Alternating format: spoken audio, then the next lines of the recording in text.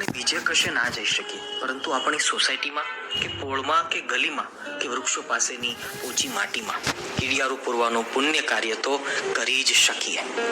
કીડિયારું બનાવવાની રીત: બાજરાનો અથવા ભાખરીનો જાડો લોટ, થોડો ગોળ અથવા ખાંડ, સફેદ આખા તલ અને થોડુંક ઘી અથવા તેલ, આટલું મિક્સ કરીશું એટલે કીડિયારું તૈયાર.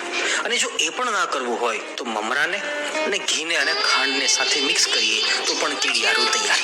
જેટલું બની શકે એટલું અને જેટલા દિવસ થઈ શકે એટલું પણ આ પુણ્ય કાર્ય અવશ્ય કરજો.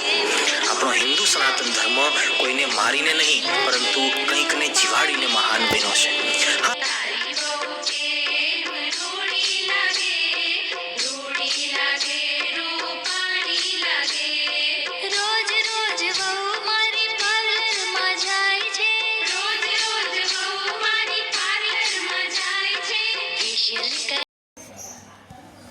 ચૈત્ર મહિનો એટલે કીડીઓને કીડિયારું પૂરવાનો મહિનો. ચૈત્ર મહિનો એટલે કીડીઓ માટે આખા વર્ષનો ખોરાક ભેગો કરવાનો મહિનો.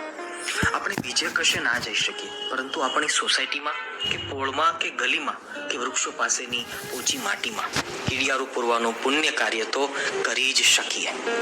કીડિયારું બનાવવાની રીત: બાજરાનો અથવા ભાખરીનો જાડો લોટ, થોડો ગોળ અથવા ખાંડ, સફેદ આખા તલ અને થોડુંક ઘી અથવા તેલ, આટલું મિક્સ કરીશું એટલે કીડિયારું તૈયાર. અને જો એ પણ ના કરવું હોય તો મમરાને અને ઘીને અને ખાંડને સાથે મિક્સ કરીએ તો પણ કીડિયારું તૈયાર. જેટલું બની શકે એટલું અને જેટલા દિવસ થઈ શકે એટલું પણ આ પુણ્ય કાર્ય અવશ્ય કરજો. આપણો હિન્દુ સનાતન ધર્મ કોઈને મારીને નહીં પરંતુ કંઈકને જીવાડીને મહાન બન્યો છે. હા, સમજી શકીએ કે આપણે રોજ 1000 માણસને ખવડાવી ના શકીએ, પરંતુ કોઈ પણ 1000 જીવને ખવડાવવાની ક્ષમતા દરેક મનુષ્ય પાસે હોય છે. એક મહિનો વ્યસન ઓછું કરજો, પણ કીડિયારું અવશ્ય પૂરજો. હરી બોલ.